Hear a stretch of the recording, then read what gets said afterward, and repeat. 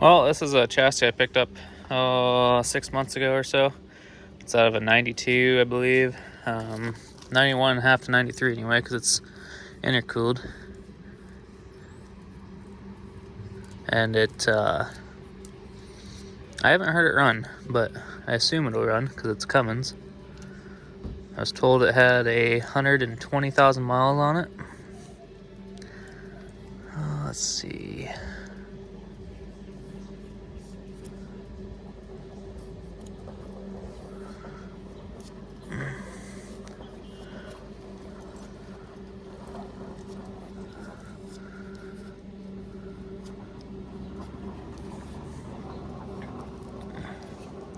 Oh, it's a 93. March 4, 1993. Sweet. So anyway, that's I have a W250 single rear wheel, regular cab long bed. I had a body I was gonna slap on it.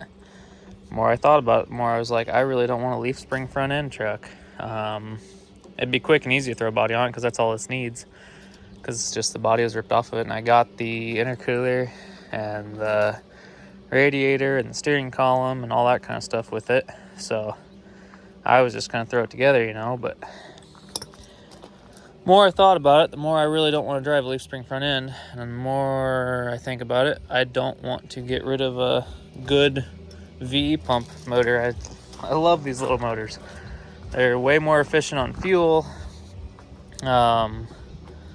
Just all together, they start way easier than a P-pump motor, and they're simpler to maintain, and they're cheaper to maintain, and I like them. So I'm gonna put this in something, probably a truck or something, but we're gonna see if it'll start. It's been sitting for at least 3 or 4 years, I think, a couple years anyway. So we're gonna bleed the lines. I don't know if there's fuel in the tank or good fuel or water or what, but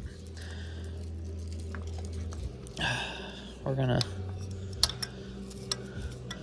try to get it running today. So I got a battery hooked up to it and it's charging, and I've got the chassis sold. That's why I'm trying to get this running today, because somebody wants to buy the chassis and they're gonna 4-wheel drive swap their D250, and they're gonna take the drive shafts and probably the fuel tank and whatnot.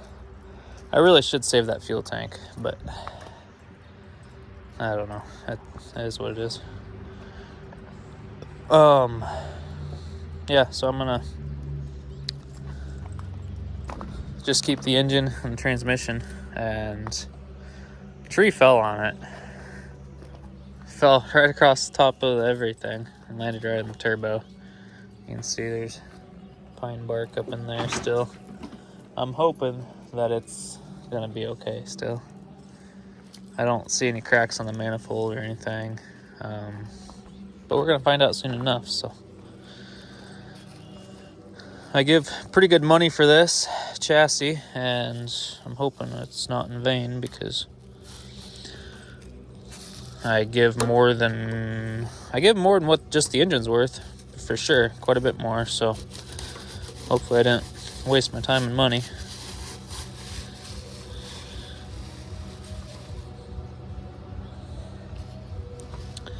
Anyway, I'm gonna stop jibber jabbering and go ahead and get the lines cracked loose and crank her over till there's fuel coming out. It's got a Wix fuel filter or oil filter on it, so that's a good sign. Somebody actually bought decent filters for it. And it's got a newer Napa fuel filter. It's not all rusted, so I think it'll probably run. Alright, so I got all the injector lines cracked loose. I'm gonna crank it over and see if we can't get it to fire at least. Now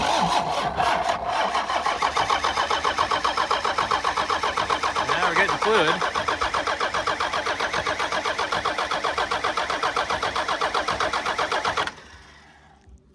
That's a good sign. I got fluid to at least a couple of them. Hey, Dad. Yeah, buddy. You know where my magazines are? I think Sea Dog was looking at them last night.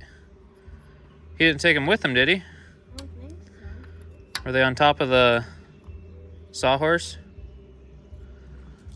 What is that? The work things I built, the out of 2x6s, the wood ones. All right, there's 3 for sure that had good fuel coming out of them. The other 2 that had fuel coming out of them are kind of iffy. So we'll crank her over a bit more.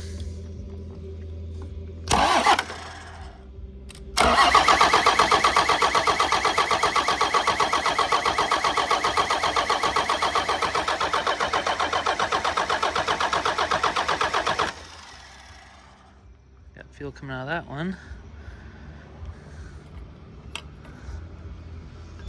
Nope. Not that. I bet he took him with him, buddy. I'll ask him. I can call him. Were they the car ones from like Top Line? Yeah. Okay. Yeah, I saw him in there. He might have latched onto him, buddy.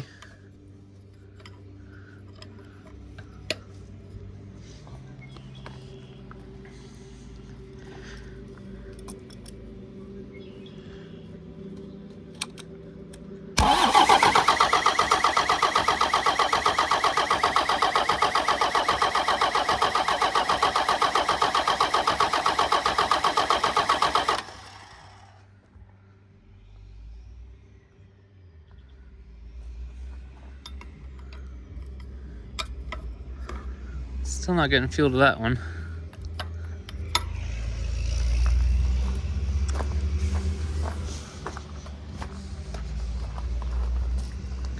Got fuel to this one though.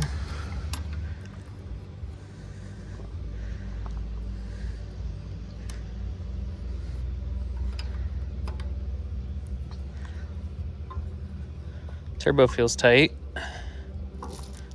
Really tight, actually. Let's grab some wrenches fell over. I'll grab some starting fluid. Premium starting fluid. See if that's any good.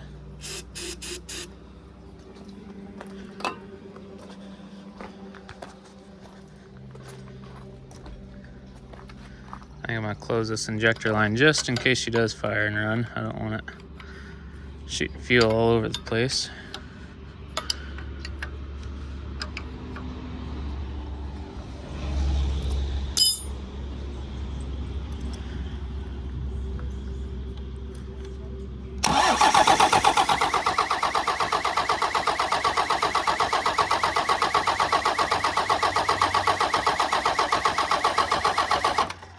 I'm an idiot. Why'd I inject fuel at the turbo when there's no intercooler piping?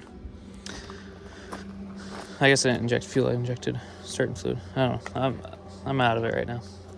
I'm gonna strap that battery down before it falls off when it starts and then get back to it. I'm also an idiot and forgot that this is not a P-pump motor. So I've actually got to run a power wire to the fuel shutoff solenoid on the pump. See, on the manual ones, there's like a lever, a push rod that you can just push up and down on the P-pump ones. So this one is not that way. And is that leaking fuel out the injection pump? That sucks. Oh well. So yeah, I gotta run power. I don't remember if it's to this one. I think it's to this one. Or it's to this one. It might be to this one here. I'll have to look that up real quick, but not a big deal. I just gotta do it real quick. Golly, that just makes me happy. These motors just run so good. They're, especially even after sitting for 4 years, it's probably got fuel. I know it's got water in the fuel because the fuel tank here has been sitting outside at least for 6 months, and that is not a good seal. So I know there's water in there. Probably not a whole lot. I'm sure this seal is fine, but it just runs so good. I mean, it's just, you can't get no better.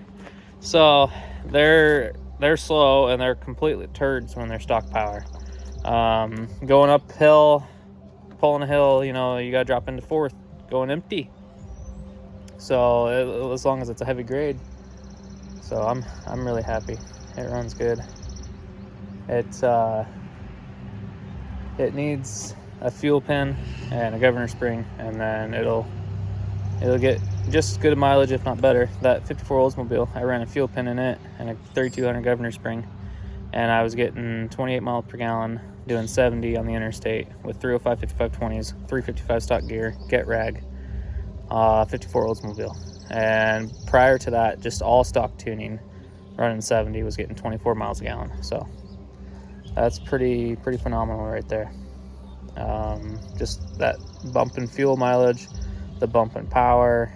It smokes the same, if not less, when you tune it right. I tuned mine to only smoke when you shifted at wide open throttle. So like if you held the throttle down and then you shifted, then it would smoke just a bit. But other than that, it did not smoke at all. In fact, check out my pull-in video where I'm truck pulling. It just frickin' it smoked right off the get-go, but then it never smoked at all, even once it got bogged down. So yeah, I'm happy. It's been sitting at least 4 years, I think. So that's a 93. It's all stock. I get to put it in something cool, and I'll have a motor that'll last, 500,000 miles. Even with it turned up a little bit, it should last 500,000. It needs a lot of seals. It's a leaky engine, and it needs seals on the injection pump, but that's all right. I'm more than fine with doing that. For the price I paid a bit much, but I seen that it still had everything still on the injection pump to where it hadn't been turned up, because I hate buying ones that are turned up because you never know how turned up they are. When they still have this cap here and this cap here and that cap back there is missing, so somebody has messed with it a little bit. I think that's the fuel screw, actually. So that might be why it's smoking, actually. Who knows? But when most of the caps are still on it, you got a fairly stock motor that you can work with. And yeah, I'm very happy with it. Anyway, we will catch you on the next one. I hope you enjoyed watching this, and I don't know what this is going in yet. It could go in a 48 Dodge, a 2.5 ton truck. It could go maybe in that Vista Cruiser, but I really don't. I love these VE pump motors so much, and I'm not keeping that Vista Cruiser for real long. This has got to go in something like a service truck or something that I can put a gooseneck hitch in, because I want to be able to just have this one a long time. It could go in my first truck, honestly, my 84 W150.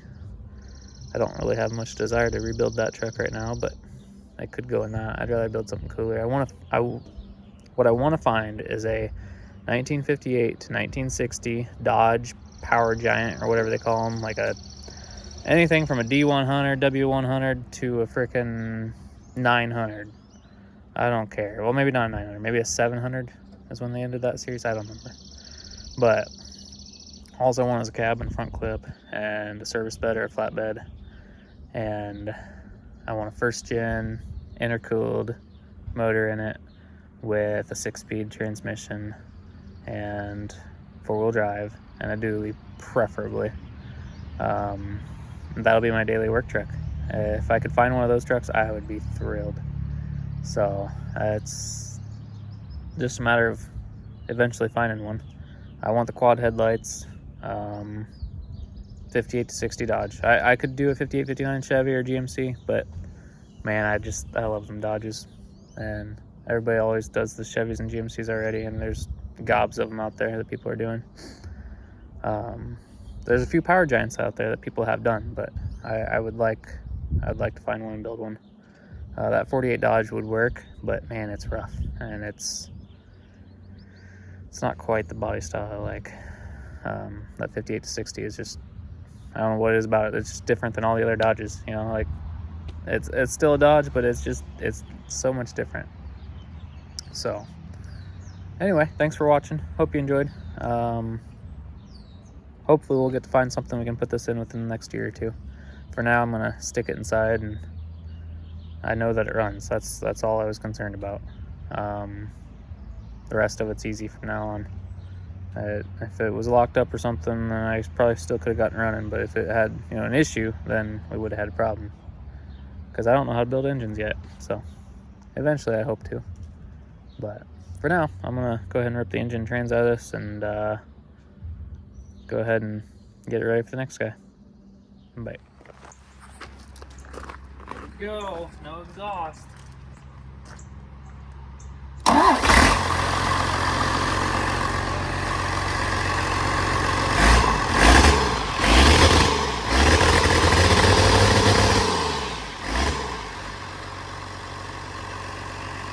Cool. A little bit louder.